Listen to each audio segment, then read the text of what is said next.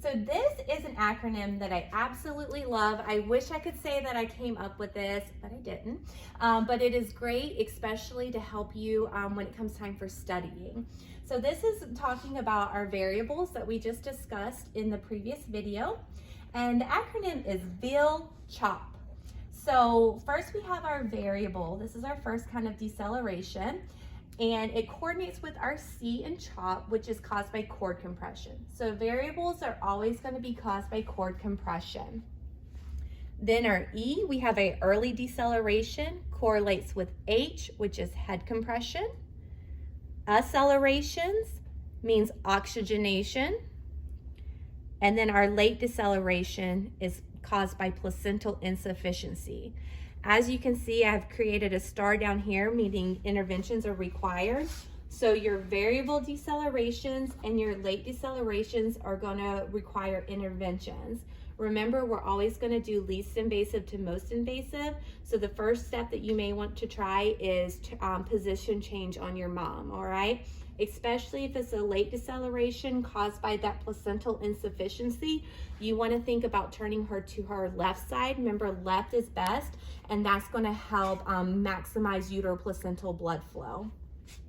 So VIL-CHOP, this is going to be a great thing to remember. All right.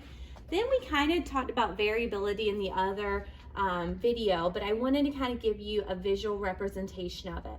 So fetal heart rate variability is the fluctuations in fetal heart rate baseline with irregular amplitudes of inconsistent frequency. So this is another telltale sign of how our baby is doing in utero. So first you have absent variability. As you can see, it almost looks like just a straight line.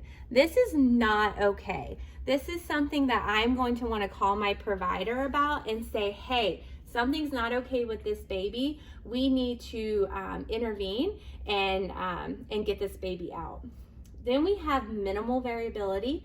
This is when there's less than 5 beats per minute changes in the baseline. So as you can see, it looks a lot better than our absent variability, but it's still not looking great.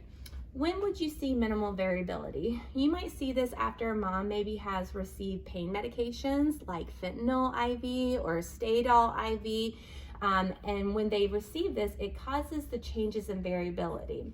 So I might have had a baby that had great moderate variability, gave her some fentanyl. Now all of a sudden my baby's having minimal. Doctor comes around to round on the patient and say, hey, what's going on with this baby? Oh, I gave the mom fentanyl for pain about 15 minutes ago. Oh, okay, no problems. They're gonna come back and recheck in 30, 45 minutes to an hour to make sure that, you know, the side effects are wearing off and that the baby's starting to perk back up. Other times you might see minimal variability is if mom is receiving magnesium sulfate for preeclampsia, which you'll hear about more in lecture with perfusion. Then you have your moderate variability. These are our really beautiful babies. This is what we want all of our babies to look like. It means beat to beat, the amplitude range goes from 6 beats to 25 beats per minute.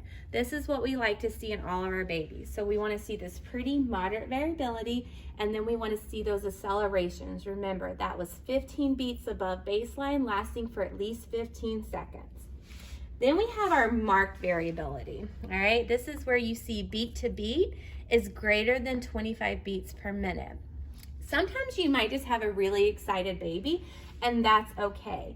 But if you were to draw a ruler down the middle, you really couldn't tell me what the baseline of that baby would be. So that's why we don't like to see babies stay in a marked variability state for too long. So you're like, well, Miss Wood, when would I see marked variability? Well, maybe mom is a smoker, so nicotine can cause this marked variability. Or maybe mom has just had a lot of caffeine. You know, she went for that venti triple choca mocha latte from Starbucks, and baby is just bouncing off the walls. Or maybe we might have to think of maybe substance abuse. Maybe mom has had cocaine or heroin and this baby's experiencing marked variability. And then there can also be other anomalies too. And sometimes babies are just really excited. The excited babies that nothing's going on, you might see the marked variability, but typically they're gonna come back down to the moderate variability range for us. So it's really important to understand variability and how it plays into determining baseline and fetal well-being.